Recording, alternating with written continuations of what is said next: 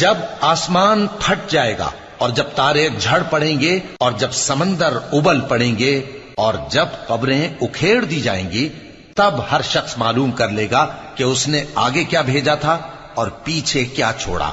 اے انسان، تجھ کو اپنے رب کریم کے بارے میں کس چیز نے دھوکہ دیا؟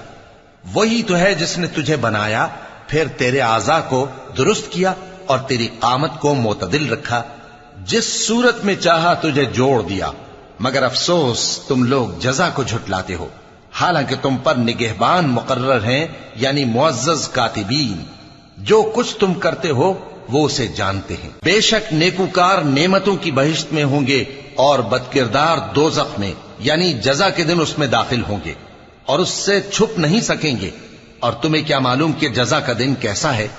پھر تمہیں کیا معلوم کہ جزا کا دن کیسا ہے؟ جس روز کوئی کسی کے کچھ